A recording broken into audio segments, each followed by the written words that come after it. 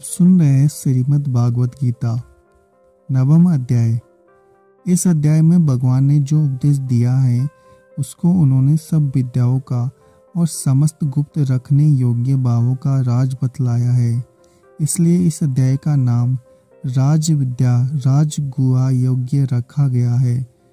7वें अध्याय में आरंभ किए हुए विज्ञान सहित ज्ञान का सांगोपांग वर्णन न होने के कारण उसी विषय को भली भांति समझाने के उद्देश्य से भगवान इस नवम अध्याय का आरंभ करते हैं तथा 7वें अध्याय में वर्णित उपदेश के साथ इसका घनिष्ठ संबंध दिखलाने के लिए पहले श्लोक में पुनः उसी विज्ञान सहित ज्ञान का वर्णन करने की प्रतिज्ञा करते हैं।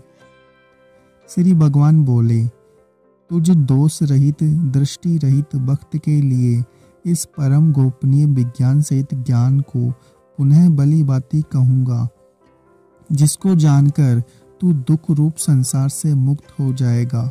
भगवान ने जिस विज्ञान सहित ज्ञान के उपदेश की प्रतिज्ञा की उसके प्रति श्रद्धा प्रेम सुनने की उत्कंठा और उस उपदेश के अनुसार आचरण करने में अत्यधिक उत्साह उत्पन्न करने के लिए भगवान अब उसका यथार्थ महात्म्य सुनाते हैं।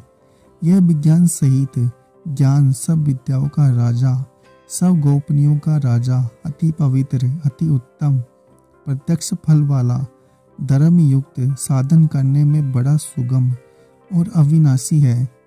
जब विज्ञान सहित ज्ञान की महिमा है और उसका साधन भी इतना सुगम है तो फिर सभी मनुष्य इसे धारण क्यों नहीं करते। इस जिज्ञासा पर अश्रद्धा को ही इसमें प्रधान कारण दिखलाने के लिए भगवान अब इस पर श्रद्धा न करने वाले मनुष्यों की निंदा करते हैं। हे परंतप, इस उपयुक्त धर्म में श्रद्धा रहित पुरुष मुझको न प्राप्त होकर मृत्यु रूप संसार चक्र में भ्रमण करते रहते हैं। पूर्व श्लोकों में भगवान ने जिस विज्ञान सहित ज्ञान का उपदेश करने की प्रतिज्ञा की थी तथा जिसका महात्म्य वर्णन किया था, अब उसका आरंभ करते हुए वे सबसे पहले 2 श्लोकों में प्रभाव के साथ अपने अव्यक्त स्वरूप का वर्णन करते हैं। मुझे निराकार परमात्मा से यह सब जगत जल से बर्फ के सदृश परिपूर्ण है और सब भूत मेरे अंतर्गत संकल्प के आधार स्थित है, किंतु वास्तव में मैं उनमें स्थिर नहीं हूँ। वे सब भूत मुझ में स्थित नहीं है, किंतु मेरी ईश्वरीय योग शक्ति को देख कि भूतों का धारण पोषण करने वाला और भूतों को उत्पन्न करने वाला पर मेरा आत्मा वास्तव में भूतों में स्थित नहीं है। पूर्व श्लोकों में भगवान समस्त भूतों को अपने अव्यक्त रूप से व्याप्त और उसी में स्थित बताया। अतः इस विषय को स्पष्ट जानने की इच्छा होने पर दृष्टांत द्वारा भगवान उसका स्पष्टीकरण करते हैं। जैसे आकाश से उत्पन्न सर्वत्र विचरने वाला महान वायु सदा आकाश में ही स्थित है, वैसे ही मेरे संकल्प द्वारा उत्पन्न होने से संपूर्ण भूत मुझ में स्थित है, ऐसा जान। विज्ञान सहित ज्ञान का वर्णन करते हुए भगवान ने यहाँ तक प्रभाव सहित अपने निरंकार स्वरूप का तत्व समझाने के लिए उसकी व्यापकता असंगता और निर्विकारता का प्रतिपादन किया।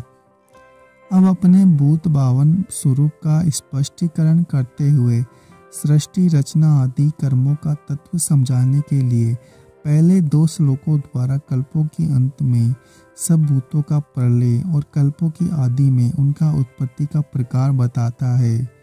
हे अर्जुन, कल्पों के अंत में सब भूत मेरी प्रकृति को प्राप्त होते हैं, अर्थात प्रकृति में लीन होते हैं और कल्पों की आदि में उनको मैं फिर रचता हूँ। अपनी प्रकृति को अंगीकार करके स्वभाव के बल से परतंत्र हुए इस संपूर्ण भूत समुदाय को बार बार उनके कर्मों के अनुसार रचता हूँ। इस प्रकार जगत रचना आदि समस्त कर्म करते हुए भी भगवान उन कर्मों के बंधन में क्यों नहीं पड़ते। अब यही तत्व समझाने के लिए भगवान कहते हैं, हे अर्जुन, उन कर्मों में आसक्ति रहित और उदासीन के सदृश स्थित मुझ परमात्मा को वे कर्म नहीं बांधते।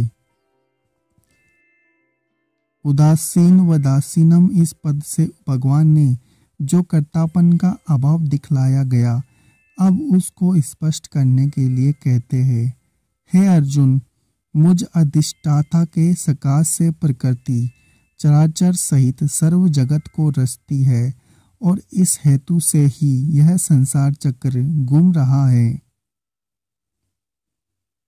अगर आपको हमारा यह प्रयास अच्छा लग रहा है तो चैनल को सब्सक्राइब करें, वीडियो को लाइक और शेयर जरूर करें।